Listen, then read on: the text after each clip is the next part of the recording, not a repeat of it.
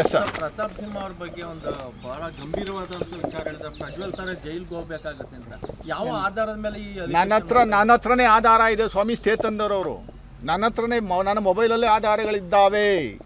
ಅವ್ರ ಮೊಬೈಲ್ ಸಿಕ್ಕಾಕೊಂಡಿದೆಯಲ್ಲ ಅಲ್ಲಿ ಯಾವುದು ಏನಕ್ಕೋಸ್ಕರ ಟಿಕೆಟ್ ಮಿಸ್ ಮಾಡಿದ್ರು ಅವ್ರನ್ನ ಪ್ರತಾಪ್ ಸಿಂಹನ್ಗೇನು ಅಂತ ದಯಮಾಡಿ ಹೇಳಲಿ. ಅವರು ಇವರೇ ಹೇಳಲಿಲ್ಲ, ಬಿ ಜೆ ಪಿ ಅವರದು ಹೇಳಲಿ. ಯಾಕೆ ಅವರಿಗೆ ಟಿಕೆಟ್ ಯಾಕೆ ಮಿಸ್ ಆಯಿತು ಅನ್ನುವಂಥ ದಯಮಾಡಿ ಹೇಳಿ. ಬರೀ ಸ್ಮೋಕ್ ಬಾಂಗ್ ಹಾಕಿದ್ದಕ್ಕೆಲ್ಲ ಇವ್ರ ಮೊಬೈಲ್ನ ಸೀಸ್ ಮಾಡಿದಾಗ ಇವ್ರ ಮೊಬೈಲಲ್ಲಿ ಇದ್ವಲ್ಲ ಇವರು ನಗ್ನ ಚಿತ್ರಗಳು, ನಗ್ನ ವೀಡಿಯೋಗಳು, ಆ ವೀಡಿಯೋಗಳು ನೋಡಿ ದಿಗ್ಭ್ರಮೆ ಆಗೋದ್ರು ಇವರು ಅಮಿತ್ ಶಾ. ಇಂಥ ವ್ಯಕ್ತಿಗಳ ಕೊಟ್ಬಿಟ್ರೆ ಹೆಂಗೆ ಸ್ವಾಮಿ ಅಂತ. ಯಾಕೆ ಟಿಕೆಟ್ ಮಿಸ್ ಮಾಡಿರುವಂಥದ್ದು ಇಂಥವ್ರು ಕ್ಲಾರಿಫಿಕೇಷನ್ ಕೊಡಲಿಲ್ವಲ್ಲ. ಆ ಸ್ಟೇ ವೆಕೇಟ್ ಮಾಡಿಸಿ ನಾವೇ ಒಂದು ಮಾನ್ಯ ಮುಖ್ಯಮಂತ್ರಿಗಳಿಗೆ ಹೇಳ್ಬಿಟ್ಟು ಆ ಮೊಬೈಲ್ನ ಕೊಟ್ಟು ಒಂದು SIT ಫಾರ್ಮ್ ಮಾಡಿ ಏನು ಅನ್ನುವಂಥದ್ದು ಕಥೆನ ಈಚೆ ಬಿಡುವಂಥ ಕೆಲಸವನ್ನು ಮಾಡ್ತೀವಿ. ಕೋರ್ಟಿಗೆ ಸಬ್ಮಿಟ್ ಮಾಡಿ ನನ್ನ ವಿರುದ್ಧನೇ ಸ್ಟೇ ತಗೊಂಬಂದವರು ಅವರು.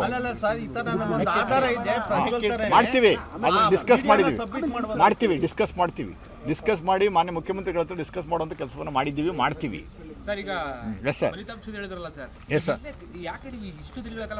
ನಾವು ಸೈಲೆಂಟಾಗಿ ಏನಿಲ್ಲ ಸರ್, ನಾವು ಒಂದಷ್ಟು ಸ್ಟಡಿ ಮಾಡ್ತಾಯಿದ್ದು, ಅಸೆಸ್ ಮಾಡ್ತಾಯಿದ್ದು, ದಾಖಲೆಗಳನ್ನು 2 ವರ್ಷ ಇಲ್ಲ ಸರ್, ಎಲೆಕ್ಷನ್ ಆಗಿ 1 ವರ್ಷ ಆಯ್ತು ಅಷ್ಟೇ.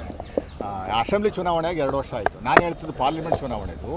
ಆಮೇಲೆ ಸೂಕ್ತ ಸಂದರ್ಭದಲ್ಲಿ ಸೂಕ್ತ ದಾಖಲೆಗಳನ್ನು ಒದಗಿಸುವಂಥದ್ದಕ್ಕೆ ಸಪೋರ್ಟಿಂಗ್ ಡಾಕ್ಯುಮೆಂಟ್ಸ್ ಬೇಕಲ್ಲ ಸರ್, ಅದೆಲ್ಲ ಕಲೆಕ್ಟ್ ಮಾಡುವಂಥ ಕೆಲಸವನ್ನು ಮಾಡ್ತಾಯಿದ್ದು. ಆಮೇಲೆ ಆ ಊರುಗಳಿಗೆ ಹೋಗಿ ನಾವು ಒಂದಷ್ಟು ಜನಗಳನ್ನ ಮಾತಾಡಿಸುವಂಥ ಕೆಲಸವನ್ನು ಕೂಡ ನಾವು ಮಾಡಿದ್ದೀವಿ. ಅವ್ರ ಹತ್ರನೂ ನಾವು ಆಡಿಯೋ ರೆಕಾರ್ಡ್ ಮಾಡ್ಕೊಂಡಿದ್ದೀವಿ, ವಿಡಿಯೋ ರೆಕಾರ್ಡ್ ಮಾಡಿದ್ದೀವಿ.